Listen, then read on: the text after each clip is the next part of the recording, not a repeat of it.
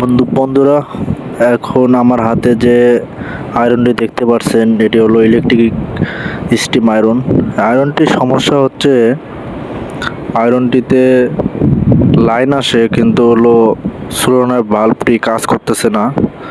এ কারণে আয়রনটিতে স্টিম মারতেছে না। তো এখন আমি খুলে দেখব আসলে কি সমস্যা।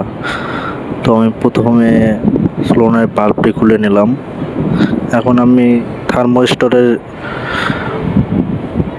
রেগুলেটর যেটা আছে এইটি খুলবো।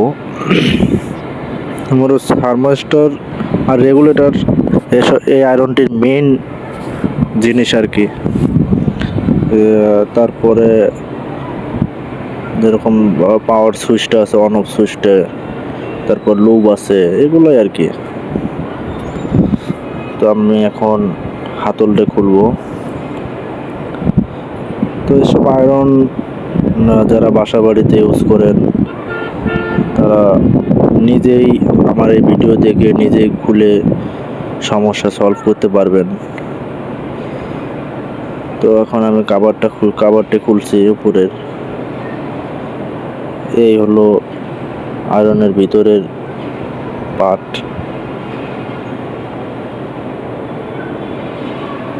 তো এখন আমি সিরিজ লাইন দিয়ে চেক করব আসলে সমস্যাটা কোথায়। তো প্রথমে কয়েলটি মাপলাম, কয়েলটি আমার ঠিক আছে। আর রেগুলেটরের থার্মোস্টরের যে সাইডটি, এই সাইডটি এখন মাপবো। থার্মোস্টরের সাইডটিতে একটা লুপের সমস্যা আছে, লুপটি মনে হয় ভিতরে পুড়ে গেছে। তো এখন আমি যে লুপটি পুড়ে গেছে সেই লুপটি খুলে নেওয়ার পর কানেকশন করে সুন্দর করে আমি যেভাবে ভিডিওতে দেখাচ্ছি ওইভাবে আপনারা করবেন, তাতে লুপগুলো অনেক টেকসই হবে। আপনারা চেষ্টা করবেন থ্রেড টেপ দিয়ে পেঁচিয়ে দেওয়ার জন্য।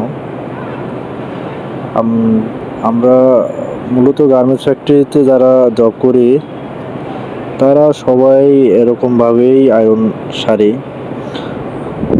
এসব আয়রনের মূলত এগুলোই সমস্যা হয়, মেজর কোনো সমস্যা না। তো ভিডিওটি অনেক বড় হয়ে যাচ্ছে, তাই আমি ভিডিওটি স্কিপ করে আপনাদের দেখাচ্ছি। তো মোটামুটি আমার ফিটিং করা শেষ। এখন আমি পিছনের কাভারটি লাগাচ্ছি। তো কাভারটি লাগানোর ক্ষেত্রে আপনারা সবসময় খেয়াল রাখবেন যে স্ক্রুটা যেন বেশি টাইট না হয়, হাতের টাইটের জন্য থাকে, নাহলে ভিতরে ঘাটটি ভেঙে যাবে। তো এখন আমি আয়রনটি চেক করব আয়রন ঠিক আছে না। এখন আমার আয়রনটি ঠিক আছে।